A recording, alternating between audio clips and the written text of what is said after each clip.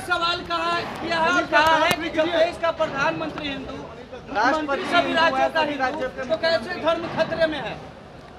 भाई जो लोग इस तरीके की बातें उठाते हैं ना, ये इसको तुष्टीकरण की राजनीति बोलते हैं। क्या आपके पास आज उठाने के लिए जब मेरे प्रधानमंत्री आ रहे हैं, क्या आपके पास कोई और बेहतर विषय नहीं है? आप खुद क्या कर रहे हैं इन बातों को उठाकर?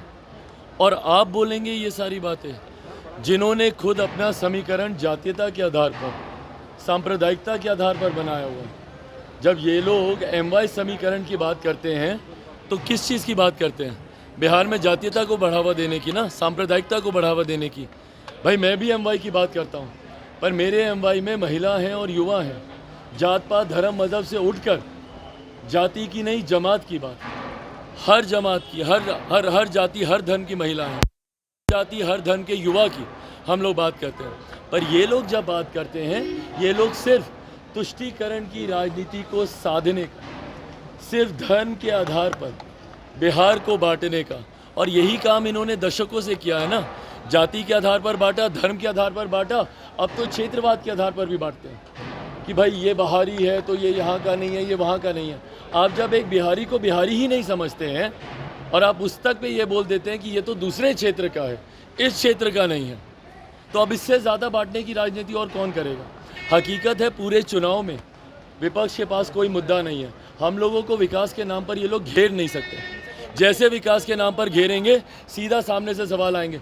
हम जिस मंच पर जाते हैं, हर मंच से हम पूछते हैं कि विकास की योजनाओं का किन किन को लाभ मिला, प्रधानमंत्री गरीब कल्याण की योजनाओं का किन किन को लाभ मिला। आप जाकर पूछिए किसी से, कितने लोगों को यहाँ पे आज की भी तारीख में 5-5 किलो राशन मिल रहा है, एक एक हाथ उठेगा। पूछिए उन लोगों से कितने लोगों को आयुष्मान योजना का लाभ मिल रहा है, एक एक हाथ उठेगा। उज्ज्वला योजना हो, ये तमाम योजनाओं का जिनको लाभ मिल रहा है, ये किसान सम्मान निधि का जिनको लाभ मिल रहा है, तो उनका विश्वास प्रधानमंत्री जी पर है। और यही मोदी की गारंटी है जो कि प्रो कंबेंसी हर बार चुनाव में क्रिएट करती है। 14 से बड़ी जीत 19 में, 19 से बड़ी जीत 24 में होने जा रही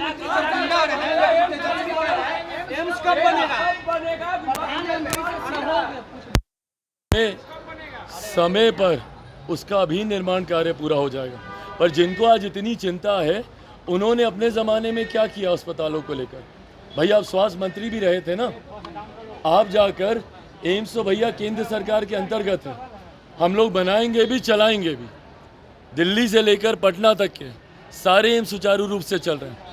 आप जब बिहार सरकार में आप मंत्री रहे थे, आप बताइए ना भैया, आप ही के पार्टी के पास विभाग थे, आप लोगों ने क्या किया? बिहार के अस्पतालों की हालत किसी से छुपी है क्या? आपकी राज्य में सरकार भी थी, आप ही के परिवार के 2-2 मुख्यमंत्री रहे।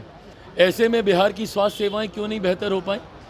दूसरों पर उंगली उठाना बड़ा आसान होता है, पर अगर आज आप लोगों ने काम किए होते, और मैं दोनों से पूछ रहा हूँ, कांग्रेस से भी, 55 साल आपको मिले, अगर 55 साल केंद्र में आपने किया होता, 15 साल में अगर बिहार को आपने विकास की राह पर आगे लेकर गए होते, तो आज ये सवाल दूसरे से नहीं पूछने पड़ते। आज आप अपनी कामयाबियों के आधार पर आप चुनाव लड़ रहे हो।